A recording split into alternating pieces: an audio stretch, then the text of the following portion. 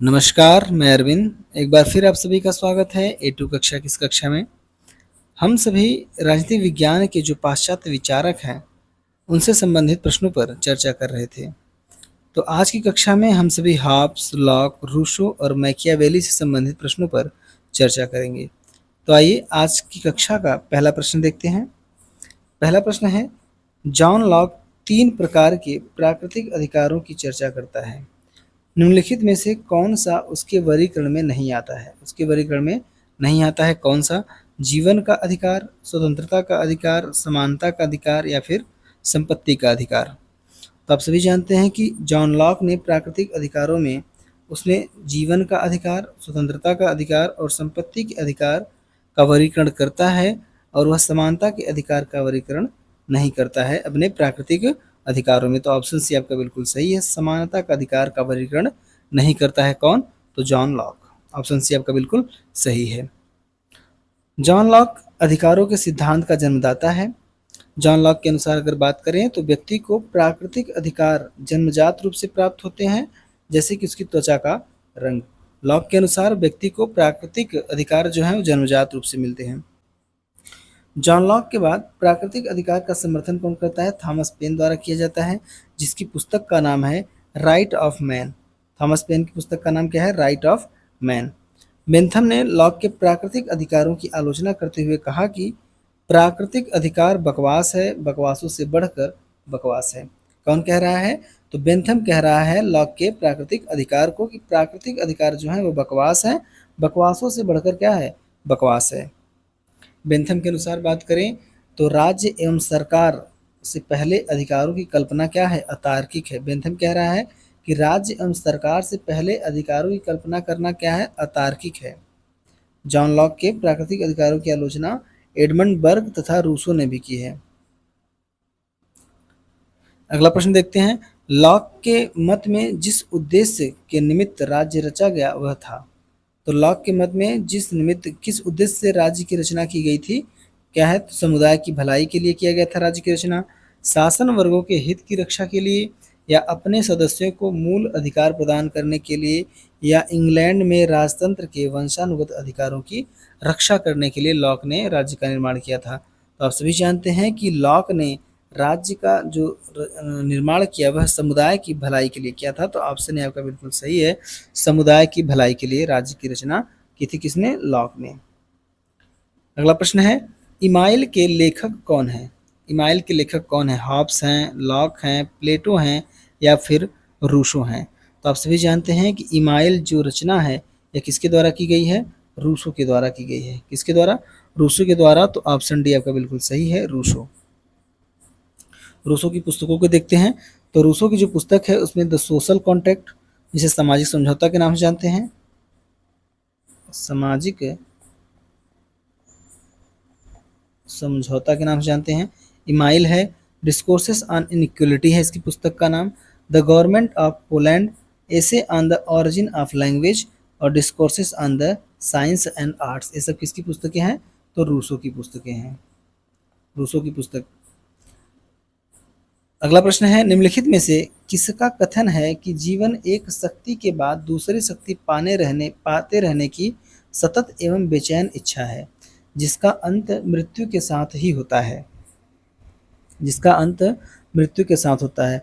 किसका कथन है कि जीवन एक शक्ति के बाद दूसरी शक्ति पाते रहने की सतत एवं बेचैन इच्छा है, जिसका अंत मृत्यु के साथ ही होता है? अरस्तु का है, हॉब्स का है, मैकियावेली का है या फिर रूसो का है? तो आप सभी जानते हैं कि यह जो कथन है यह किसने दिया है? तो हॉब्स ने दिया है। ऑप्शन बी आपका बिल्कुल सही है, हॉब्स ने यह कथन दिया है, या यह कथन हॉब्स के द्वारा कहा गया है कि जीवन एक शक्ति के बाद दूसरी शक्ति पाते रहने की सतत एवं बेचैन इच्छा है, जिसका अंत मृत्यु के साथ ही होता है। व्यक्ति जो है कि यश एवं शक्ति प्राप्त करना चाहता है। व्यक्ति कैसा है? तो लालची और स्वार्थी है, और व्यक्ति की इच्छाएं क्या हैं? अनंत हैं। व्यक्ति की इच्छाएं अनंत हैं, व्यक्ति लालची और स्वार्थी है, और व्यक्ति निरंतर क्या चाहता है? यश चाहता है और शक्ति प्राप्त करना चाहता है। अगला प्रश्न है, हॉब्स के सामाजिक समझौते में संप्रभु था। हॉब्स के सामाजिक समझौते में संप्रभु क्या था? समझौते का अंग था, समझौते के ऊपर था, समझौते के ऊपर था या व्यक्तियों के नीचे था या फिर प्रजातांत्रिक रूप से निर्वाचित था। तो हॉब्स के सामाजिक समझौते में संप्रभु क्या था? समझौते के ऊपर था। ऑप्शन बी आपका बिल्कुल सही है, समझौते के ऊपर था। हॉब्स के सामाजिक समझौते की बात करें तो हॉब्स का जो सामाजिक समझौता है, इसके द्वारा समाज अपनी पूर्ण शक्ति एक निश्चित व्यक्ति या व्यक्ति समूह को समर्पित कर देता है। हॉब्स के सामाजिक समझौते में हॉब्स क्या कहता है कि समझौते के द्वारा पूरा समाज अपनी संपूर्ण शक्ति एक निश्चित व्यक्ति या व्यक्ति समूह को समर्पित कर देता है। इस तरह संप्रभु समझौते का भाग नहीं है। संप्रभु जो है समझौते का भाग नहीं है और यह समझौते से ऊपर है। सामाजिक समझौते का अभिप्राय क्या है? तो व्यक्तियों व समुदाय ने आपस में मिलकर राज्य का निर्माण किया। सामाजिक समझौते का जो अभिप्राय है वह व्यक्तियों व समुदाय ने आपस में मिलकर क्या किया है? राज्य का निर्माण किया है। थॉमस हॉब्स के शब्दों में अगर कहें तो थॉमस हॉब्स कहता है कि मैं अपने ऊपर शासन का अधिकार इस व्यक्ति या व्यक्ति समूह को सौंप रहा हूँ, लेकिन शर्त यह है कि आप भी अपनी शक्तियाँ इसे सौंप दें। थॉमस हॉब्स कहता है कि मैं अपने ऊपर शासन के अधिकार इस व्यक्ति या व्यक्ति समूह को सौंप रहा हूं, लेकिन शर्त यह है कि आप भी अपनी शक्तियां इसे सौंप दें। हॉब्स कहता है कि व्यक्तियों ने अपने आत्म संरक्षण के लिए आपस में ही समझौता करके अपनी सभी शक्तियां एक सर्वोच्च राजा को सौंप दिया है। हॉब्स के समझौते के अनुसार हॉब्स कहता है कि व्यक्तियों ने अपने आत्म संरक्षण के लिए आपस में क्या कर लिया?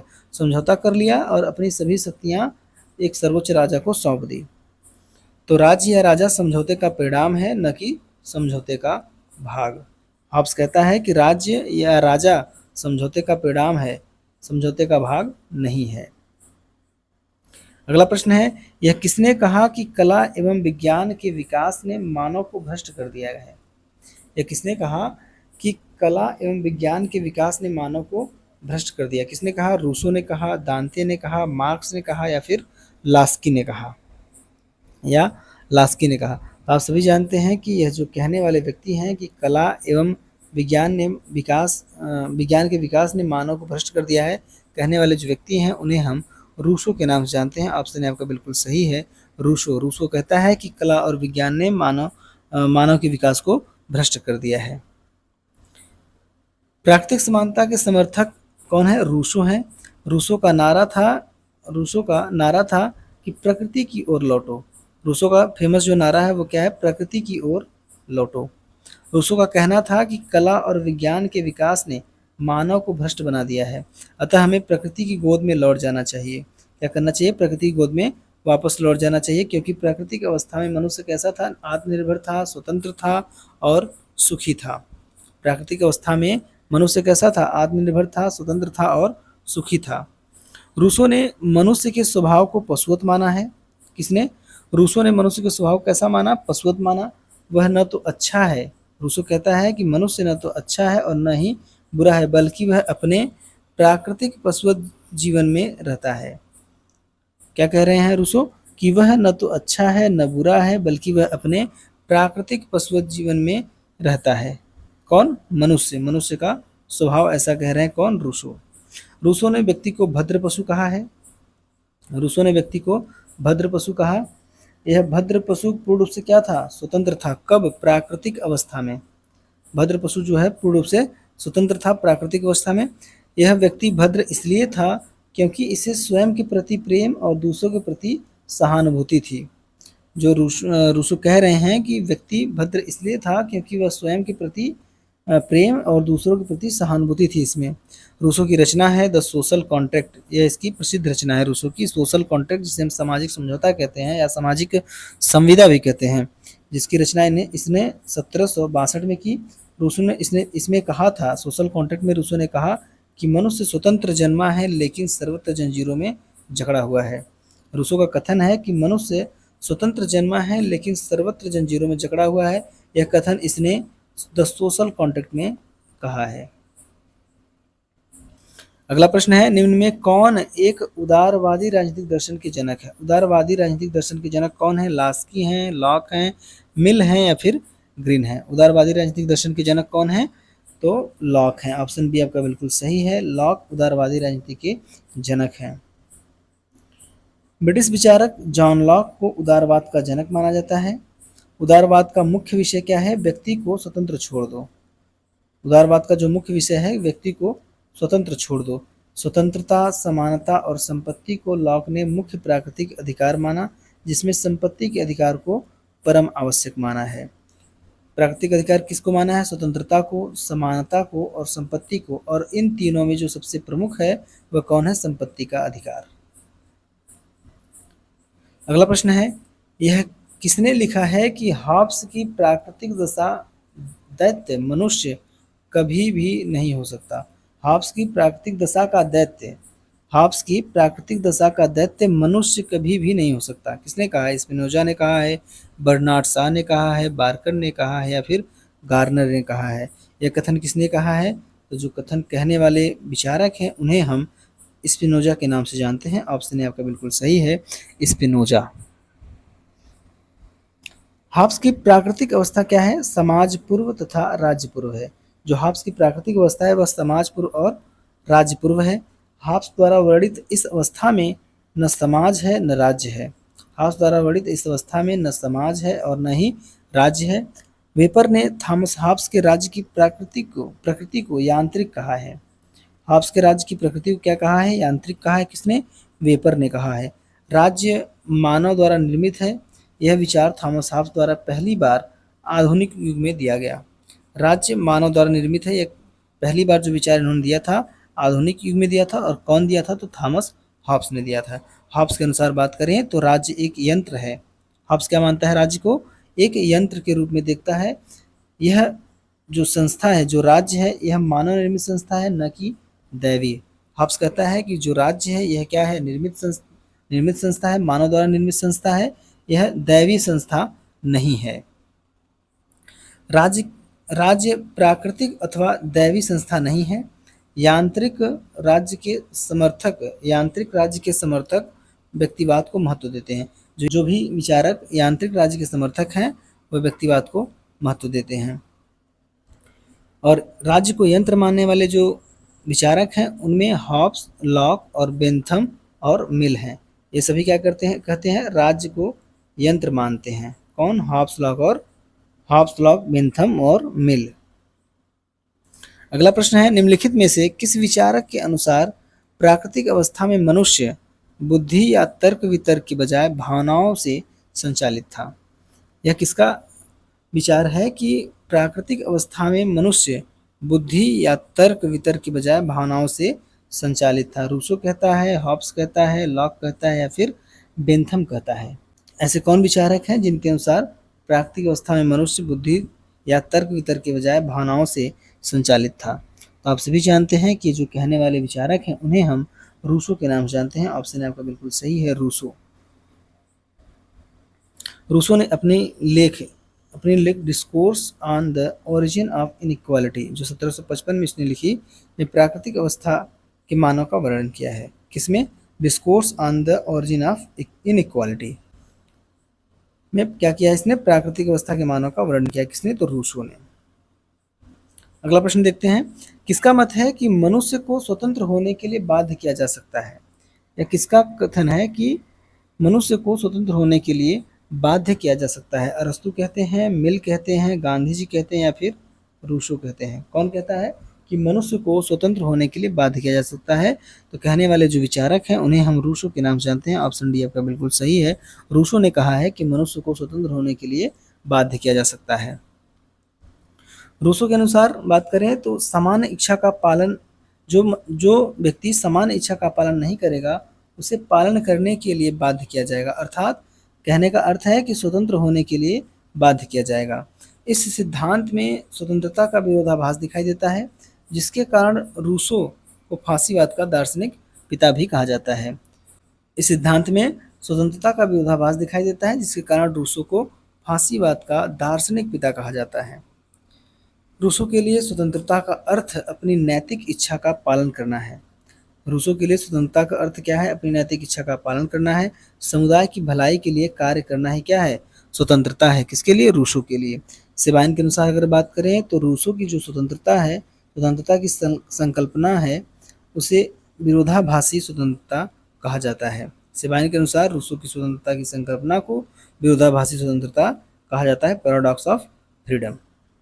किसके अनुसार? सेबाइन के अनुसार। अगला प्रश्न है, हॉब्स के अनुसार प्राकृतिक अवस्था क्या है? हॉब्स के अनुसार प्राकृतिक अवस्था क्या है? सिर्फ पूर्व राजनीतिक है, सिर्फ पूर्व सामाजिक है, पूर्व राजनीतिक और पूर्व सामाजिक दोनों है, उपयुक्त में से कोई नहीं। तो आप सभी जानते हैं कि जो हॉब्स का प्राकृतिक अवस्था है वह पूर्व राजनीतिक और पूर्व सामाजिक दोनों है। तो ऑप्शन सी आपका बिल्कुल सही है, पूर्व राजनीतिक और पूर्व सामाजिक दोनों। प्राकृतिक अवस्था पूर्व सामाजिक एवं पूर्व राजनीतिक अवस्था थी। सामाजिक समझौते के पूर्व अवस्था को प्राकृतिक अवस्था कहा जाता था। सामाजिक समझौते के पूर्व की जो अवस्था थी उसे हम प्राकृतिक अवस्था कहते थे। प्राकृतिक अवस्था सभी के विरुद्ध सभी के संघर्ष की अवस्था थी। प्राकृतिक अवस्था सभी के विरुद्ध सभी के संघर्ष की अवस्था थी। प्राकृतिक अवस्था में समाज, राज्य, संपत्ति व सभ्यता का अभाव था। प्राकृतिक अवस्था में समाज, राज्य और संपत्ति और सभ्यता का क्या था? अभाव था। प्राकृतिक अवस्था में मानव जीवन पाशविक, क्षणिक और बर्बर था तथा प्राकृतिक अवस्था में नैतिकता की संकल्पना का अभाव था। प्राकृतिक अवस्था में नैतिकता की संकल्पना का अभाव था और मानव का जीवन कैसा था? पाशविक था, क्षणिक था और बर्बर था, और इसमें नैतिकता नहीं थी। किसमें? प्राकृतिक अवस्था के मानव में। प्राकृतिक अवस्था में व्यक्ति के पास सिर्फ एक ही अधिकार था। वह कौन सा अधिकार था? शक्ति ही अधिकार है। शक्ति ही अधिकार प्राकृतिक अवस्था में व्यक्ति के पास था, जिसे हम माइट इज राइट कहते हैं। जिसकी लाठी उसकी भैंस, है ना, जिसकी लाठी उसकी भैंस। तो जिसके पास शक्ति होगा उसी के पास अधिकार होगा। प्राकृतिक अवस्था में ऐसे सिद्धांत थे। अगला प्रश्न है, हॉब्स के बारे में किसने कहा है, किसने लिखा है? हॉब्स का सामाजिक समझौता प्रजाजनों के बीच होता है। हॉब्स का सामाजिक समझौता प्रजाजनों के बीच होता है। वाहन ने कहा है, एवरस्टीन ने कहा है, बार्कर ने कहा है या फिर वेपर ने कहा है। तो आप सभी जानते हैं कि हॉब्स का जो सामाजिक समझौता है वो प्रजाजनों के बीच होता है। कहने वाले जो विचारक है उन्हें हम एवरस्टीन के नाम से जानते हैं। ऑप्शन बी आपका बिल्कुल सही है, एवरस्टीन। थॉमस हॉब्स के सामाजिक समझौते को सहमति का सिद्धांत भी पाया जाता है। जो थॉमस हॉब्स का सामाजिक समझौता है उसमें सहमति का सिद्धांत भी पाया जाता है। हैकर के अनुसार बात करें तो थॉमस हॉब्स के सामाजिक समझौते के विचार में सहमति का सिद्धांत निहित है। समझौते का जो मूल उद्देश्य है, थॉमस हॉब्स का जो समझौते का मूल उद्देश्य वह क्या है? आत्म संरक्षण। राज्य, समाज व सरकार क्या है? कृत्रिम संस्थाएं हैं। राज्य, समाज और सरकार कृत्रिम संस्थाएं हैं। समझौता अगर भंग होगा तो क्या होगा? समझौता भंग होने पर व्यक्ति पुनः प्राकृतिक अवस्था में चले जाएंगे। यह थॉमस हॉब्स कहता है कि समझौता भंग होने पर व्यक्ति पुनः प्राकृतिक अवस्था में चला जाएगा। सभी व्यक्ति समझौते के द्वारा अपनी सभी शक्तियां एक राजा को प्रदान किया है। समझौते के बाद व्यक्तियों के पास कोई अधिकार नहीं रहेगा। समझौते के बाद व्यक्तियों में कोई अधिकार नहीं रहता।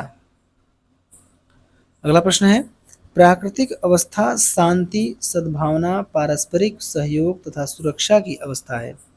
प्राकृतिक अवस्था शांति, सद्भावना, पारस्परिक सहयोग तथा सुरक्षा की अवस्था है। यह कथन किसका है? यह कथन कहने वाले कौन है? हॉब्स कहते हैं, रूसो कहते हैं, लॉक कहते हैं या फिर टी.एच. ग्रीन कहते हैं तो आप सभी जानते हैं कि प्राकृतिक अवस्था शांति, सद्भावना, पारस्परिक सहयोग तथा सुरक्षा की अवस्था है। यह कथन कहने वाले जो विचारक हैं उन्हें हम लॉक के नाम से जानते हैं। ऑप्शन सी आपका बिल्कुल सही है, लॉक का विचार है। लॉक के अनुसार प्राकृतिक अवस्था एवं युद्ध की अवस्था में अंतर होता है। लॉक की प्राकृतिक अवस्था पूर्व राजनीतिक है, पूर्व सामाजिक नहीं है।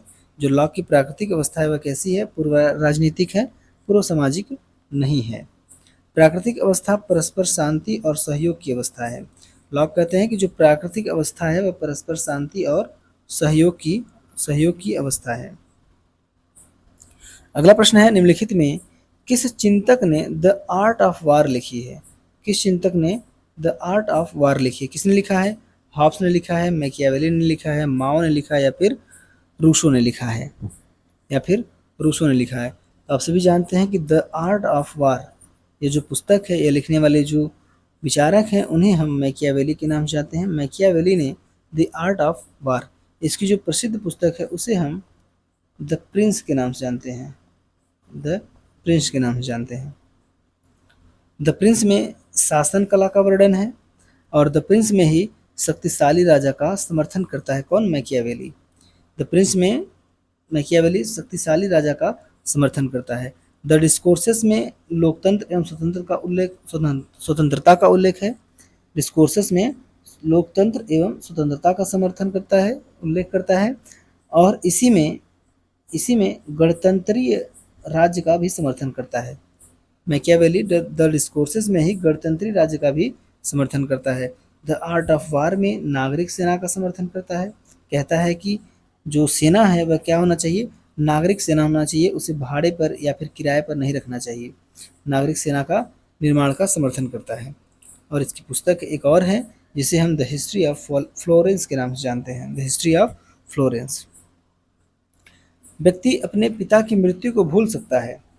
अगला प्रश्न है आपका कि व्यक्ति अपने पिता की मृत्यु को भूल सकता है पर अपनी पैतृक संपत्ति की हानि को कभी नहीं भूलता। अपनी पैतृक संपत्ति की हानि को नहीं भूलता है। यह कथन किसने कहा है? मैकियावेली ने कहा है, हॉब्स ने कहा है, लेनिन ने कहा है या फिर माओ त्से तुंग ने कहा है? तो आप सभी जानते हैं कि यह कहने वाले जो विचारक हैं उन्हें हम मैकियावेली के नाम से जानते हैं। ऑप्शन आपका बिल्कुल सही है, मैकियावेली। कौन है? मैकियावेली है। ऑप्शन आपका बिल्कुल सही है। मैकियावेली के अनुसार अगर बात करें तो मैकियावेली कहता है कि मानव का जो स्वभाव है मूलतः क्या है? स्वार्थी है, लालची है और डरपोक भी है। मानव स्वभाव मूलतः क्या है? स्वार्थी, लालची और डरपोक है। मानव का मूल उद्देश्य क्या है? अपनी संपत्ति की रक्षा करना। मानव का जो मूल उद्देश्य है अपनी संपत्ति का रक्षा करना है। संपत्ति की रक्षा करने के लिए वह शक्ति अर्जित करना चाहता है। जो उसकी संपत्ति है उसकी रक्षा के लिए वह शक्ति अर्जित करना चाहता है।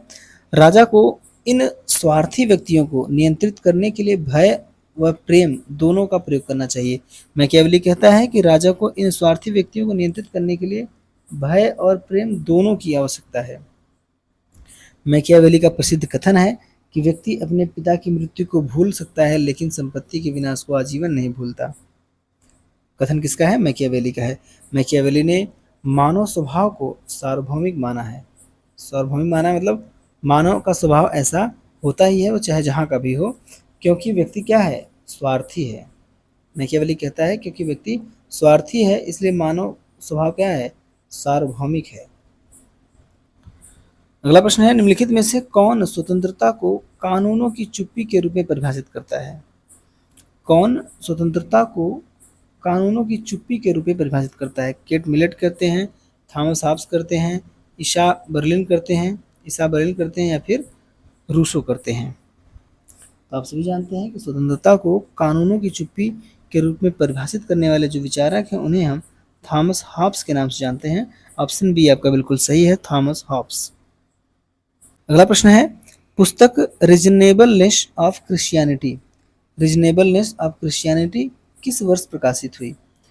किस वर्ष प्रकाशित हुई? तो यह पुस्तक जो है, यह पुस्तक किसकी है? यह पुस्तक है आपकी जॉन लॉक की। यह पुस्तक जॉन लॉक की है और इसका प्रकाशन हुआ था 1695 में। तो ऑप्शन डी आपका बिल्कुल सही है, 1695 में रीजनेबलनेस ऑफ क्रिश्चियनिटी को प्रकाशित किया गया था। किसके द्वारा? यह पुस्तक किसकी है? तो जॉन लॉक की है। और कब प्रकाशित हुआ? 1695। ऑप्शन डी आपका बिल्कुल सही है। Reasonableness of Christianity John Locke की रचना है, इसका प्रकाशन 1695 में हुआ। अगला प्रश्न है रूसो द्वारा किए सरकारों के वर्गीकरण में निम्नलिखित में से क्या सम्मिलित नहीं है? रूसो के द्वारा जो सरकारों का वर्गीकरण किया गया है उसमें से क्या शामिल नहीं है? जनतंत्र, अभिजात तंत्र, धनिक तंत्र या फिर राजतंत्र? तो आप सभी जानते हैं कि जो रूसो ने सरकारों का वर्गीकरण किया है उसमें जनतंत्र है,